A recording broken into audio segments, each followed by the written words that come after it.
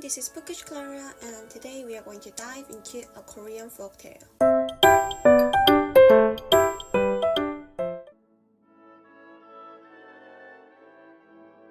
So, there was this guy called Sun. He took care of his widowed mother with his wife. Nice guy. And he had a child too. Lovely family. But he had a problem. The child kept stealing food from his grandmother's table whenever she dined. And one day, Sun had enough. He called his wife and said, "Honey, this kid is such a delinquent. I mean, who steals from his grandmother's meal?" And his wife was like, "You're right, sweetie. I'm starting to get a bit worried." And Sun was like, "So I had this idea. Let's bury him alive." What now? Apparently, this guy took grounding a person to a whole another level. And his logic was that they could always have another child, but he would only ever have one mother. Aww. The couple carried their kid to a nice meadow where they started digging a grave. But while they were digging, they found a bell that made a beautiful ringing sound. And Sun was like, "Wife, this bell has a pretty tinkle. I think it's time to re-evaluate our life's choices." So he took the kid and the bell back home.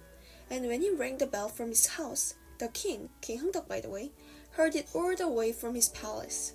And when he was informed of the story behind the bell, he was like, "I appreciate this man's love for his mother, despite the fact that he almost murdered his son.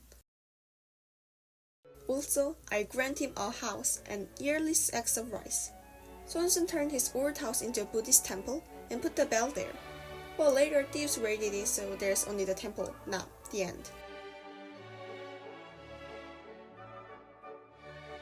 Now we are going to dive into the historical influences hidden in the story. Sunsunmea shows the life and the ethics of the lower class in Silla during the reign of King Hungdeok. First, we need a breakdown of Silla society. Silla had a seriously complicated caste system, but the important thing was that there was the royalty, then the well-off people, then the commoners. The commoners were mostly farmers, and being a farmer wasn't the best occupation back then. Farming technology was unadvanced, resulting in poor agricultural productivity, the outcome of crops at the mercy of natural disasters.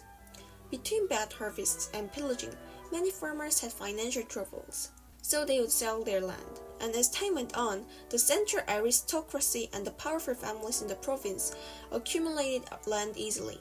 The result was more people with large amounts of land, also more people running big farms. This gap between the rich and the poor kept growing well into the final period of Silla.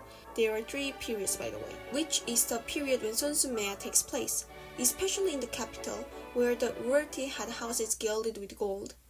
Gold houses, y'all.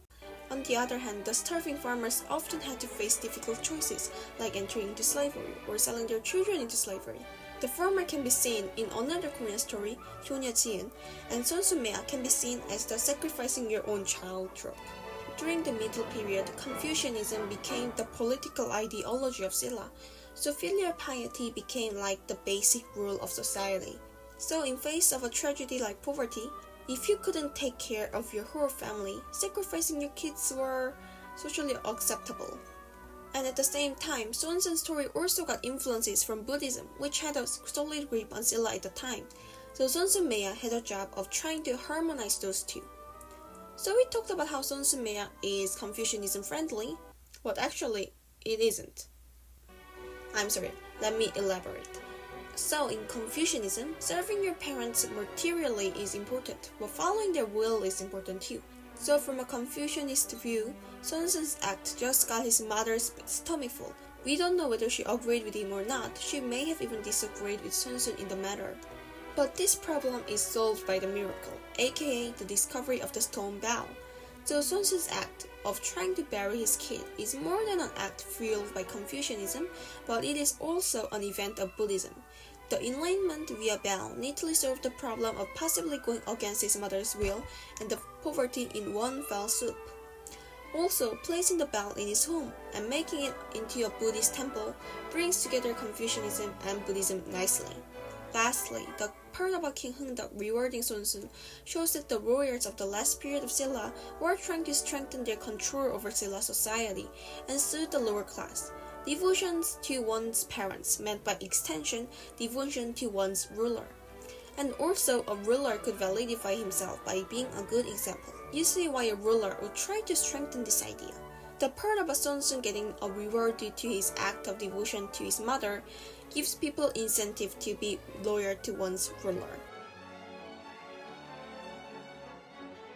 So Sun Tzu shows that the ethical code of commoners back then was a harmony of Confucianism and Buddhism. And it also shows that Silla royalties attempted to strengthen power, and of course the spread of Confucianism and the corresponding response of Buddhism. So guys, we covered a lot of ground today, but I hope you had fun. I did anyway. Well, then that's it. See you next time. Bye!